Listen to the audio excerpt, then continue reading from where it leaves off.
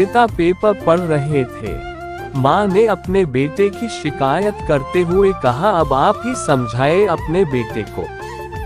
देखो कब से मना रही हूँ लेकिन खाना खा ही नहीं रहा।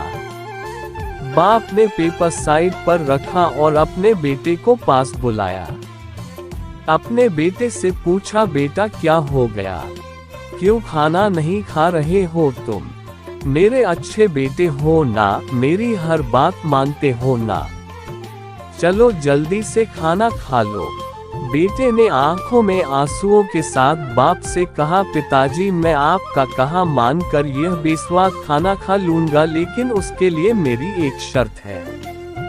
बाप ने कहा, नहीं बच्चे, तुम्हें कोई महंगी चीज खरीद कर नहीं दूंगा, चुपचाप अपना खाना खाओ, जिद मत करो। बेटे ने कहा, पापा मैं कोई महंगी चीज आपसे नहीं मांगने वाला। बच्चे ने खाना खाते खाते कहा, मुझे अपने सारे बाल कटवाने हैं, बस इससे ज्यादा मैं आपसे कुछ नहीं मांगता। बच्चे की बात सुनकर माँ और बाप दोनों ही अचंभित थे। वह बच्चे को समझाने लगे कि ऐसे कभी भी पूरे बाल नहीं कटवाते, लेकिन बच्चा जिद पकड़ कर बैठा था। आखिरकार उन्होंने अपने बच्चे की बात मान ली। अगले दिन बाप अपने बच्चे को जब स्कूल में छोड़ने गया तो बिना बालों के उसके बच्चे को स्कूल के सभी बच्चे देख रहे थे और कुछ चिढ़ा भी रहे थे। तभी एक महिला उनके सामने आई और बच्चे के पिता को धन्यवाद कहने लगी। पिता को कुछ भी समझ में नहीं आ रहा था।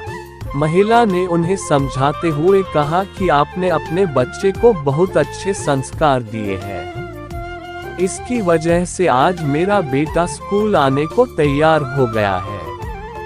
अभी भी बाप की कुछ समझ में नहीं आया, लेकिन अपने बच्चे की तारीफ सुनकर उनके चेहरे पर मुस्कान आ गई।